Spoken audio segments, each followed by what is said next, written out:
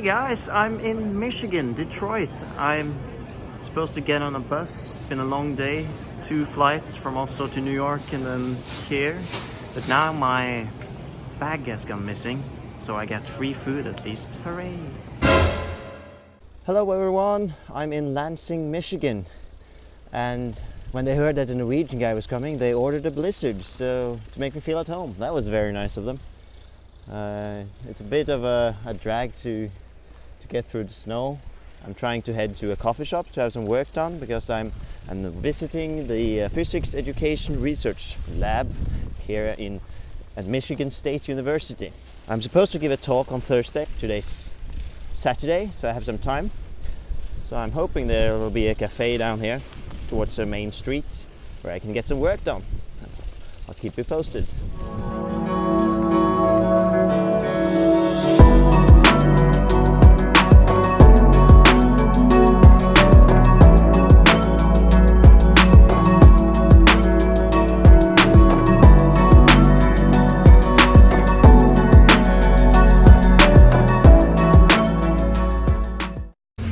I made it, you guys! I ventured successfully through the snow. Now, coffee time and breakfast. Very important. I'm headed back to my cozy loft, which is my Airbnb. Didn't stay too long at the cafe. It was a bit too noisy for me, and if I'm bound to get any work done, then I need absolute quiet. So up these stairs is my wonderful Airbnb room. The first thing you see is a zebra, which is nice. Here's the chill out chair and the cat that came with the place. His name is Todd. And here's my room. I have 2 beds and a sofa. It's quite cozy. Well, there you go. Now that just looks horribly cold. It's Monday morning, quite early. I am at the Michigan State University campus, hoping to get some work done, if I can find a place to sit. And as I'm using this most organic form of transportation, i.e. walking, which is my preference, I'm thinking a lot about how driver-oriented the US societies usually are. Just look at this place. It's nothing but a giant parking space. The area around Lansing, where MSU is quite flat, so I guess that's part of the reason. But this university campus is a wide, vast, open space. And if it weren't for the parking lots and the parking garages, which I passed many of, like half the buildings are parking garages, then it wouldn't take an hour to cross the campus. Aha! I think we're onto something. I'm in. Finally. Here you have the world famous 4-pi detector. If you don't know what that is, then you don't know what that is. I have no idea what it is, so don't ask me. It's interesting, this thing that happens when you tell people that you're a physicist, because they then assume that you know everything within the huge umbrella of fields that is physics. Most physicists today know only a tiny bit of a topic of the entire field. 100 years ago maybe, or 150 years ago, then it would probably be possible for you to know everything there is about physics. But ever since Albert Einstein, really, with relativity and quantum mechanics and all that, physics has really grown, not just physics, but science in general.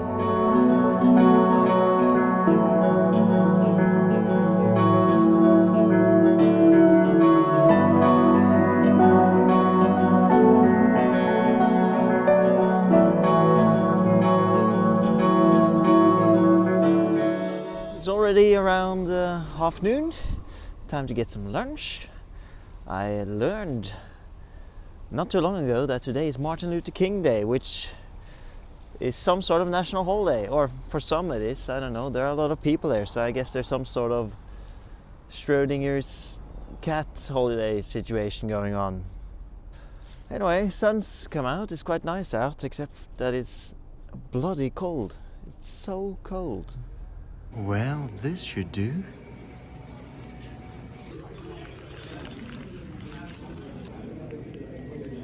Lunch achieved. Oh dear Lord. They have a giant merchandise shop.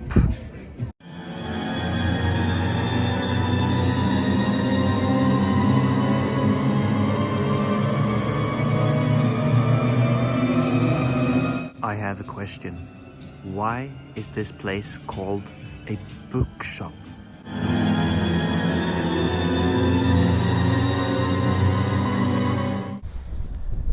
You know, I have heard of the insanity that is American college football.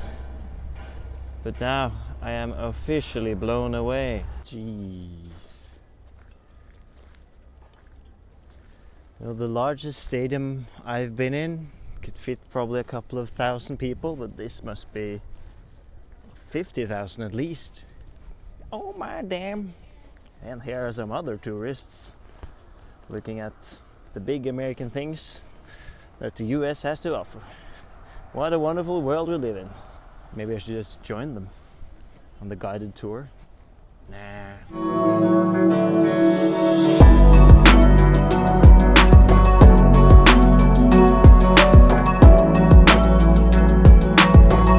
The Casey Neistat style. Yeah. Come on, guys, let's get this screw in. Come on, push. It's so big, this screw. Oh, why does the screw has to be so big? So here we are at the MSU at the library. I'll check this thing out. It's a nice tower. I don't know if that is significant in any way. Well, if I didn't know any better, I'd say that this was also a parking house, but apparently it's a library. So let's check it out, guys. You, me, together on an adventure at MSU.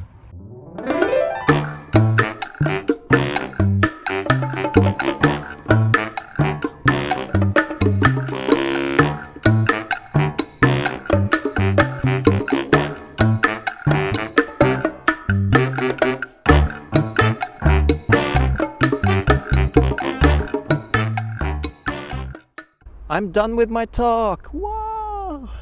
I didn't film anything from it. I'm sorry. Only this.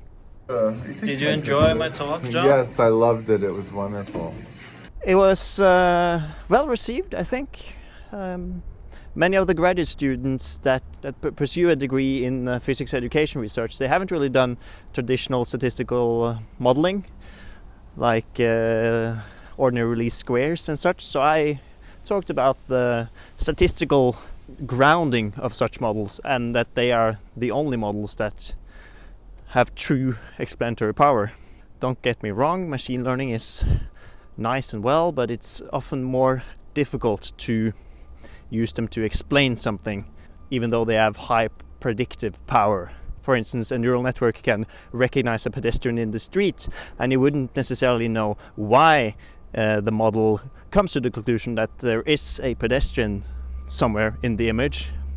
You would only be concerned with that it is correct 100% of the time, right? So you don't run any pedestrians over if you're in a autonomous car or whatever. Whilst a linear model, it is incredibly clear to interpret the coefficients. So that was my talking point, really. So now I'm free, except that I'm not, because I'm supposed to do research. So I'm on my way to the library again. Everything is good.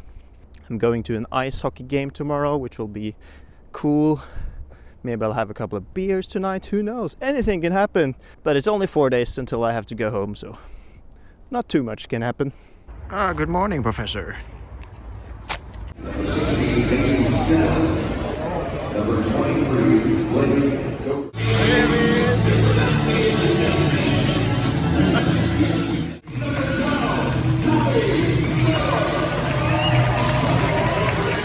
The colors of the United States of America are being presented by the Air Force ROTC under the command of Cadet Gibbs.